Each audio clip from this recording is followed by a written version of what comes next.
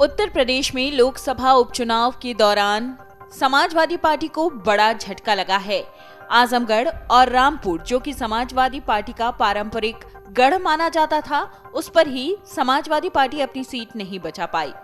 विधानसभा चुनाव में जीत के बाद समाजवादी पार्टी के अध्यक्ष अखिलेश यादव के त्यागपत्र से खाली हुई आजमगढ़ और पार्टी के महासचिव मोहम्मद आजम खान की पार्टी के इस्तीफे से खाली हुई रामपुर लोकसभा सीटों पर उपचुनाव हुए थे, जिसमें बीजेपी को जीत मिली। भगवा लहराया, लेकिन समाजवादी पार्टी के लिए ये एक बड़ा झटका रहा।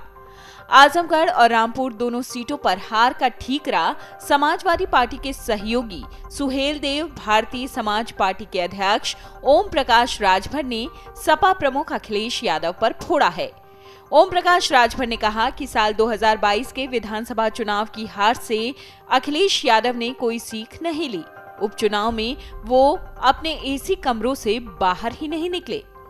लोकसभा उपचुनाव का परिणाम आने के बाद पत्रकारों से बातचीत में ओम प्रकाश राजभर ने कहा कि विधानसभा चुनाव की तरह अखिलेश यादव ने उपचुनाव में भी नामांकन के अंतिम दिन प्रत्याशी दिया। प्रत्याशियों के प्रचार के लिए वो एसी कमरों से बाहर ही नहीं निकले। उन्होंने कहा कि अखिलेश यादव को आगे की राजनीति के लिए बीजेपी की तरह घर से निकलकर पार्टी संगठन को मजबूत करना होगा। यदि वो निकले होते तो आजमगढ़ में इतने कम मतों से हार नहीं देखनी पड़ती। उन्होंने ये भी कहा कि वो अपने पार्टी के 324 लोगों के साथ लगातार आजमगढ़ में जमे रहे। यदि उन्होंने 12 दिन समय नहीं दिया होता तो आजमगढ़ में लाखों वोटों से हार का मुंह उन्हें देखना पड़ता। काम लोगों को लेकर के मिलकर करना चाहिए और 22 में जिस तरह सीख लिए हैं और उसके बाद भी 22 के बाद बाई इलेक्शन में अंतिम दिन प्रत्याशी का तय करना है और चुनाव लड़ाना, जीतने का सपना देखना, ये बहुत बड़ा दिवा स्वप्न है। भारतीय जनता पार्टी हमेशा 24 घंटे चुनावी मूड में रहती है। उससे चुनाव लड़ना है, जीतना है, तो फिर समाजवादी पार्टी गठबंधन के सभी साथियों को मिल करके एसी से निकल करके धरातल पे चल करके जो गरीब, कमजोर, पिछड़े, दलित, वंचित, किसान, नौजवान, बेरोजगार हैं, उनको अपने साथ जोड़ने की जरूरत है, तभी हम मुकाबला कर सकते हैं। सुभासपा अध्यक्ष ओम प्रकाश राजभर ने कहा कि उपचुनाव में अखिलेश यादव को पहले दिन से भाजपा और बसपा गठजोड़ का पता था। रामपुर में बसपा ने प्रत्याशी नहीं दिया। बीजेपी के दबाव में आजमगढ़ में पार्टी से निकाले गए नेता को बुलाया और बीएसपी ने उसे प्रत्याशी बनाया।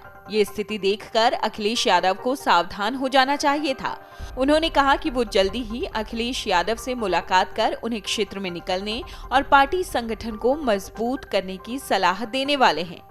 आपको बता दें कि ये कोई पहली मर्तबा नहीं है जब ओम प्रकाश राजभर ने अखिलेश यादव पर तंज कसा हो।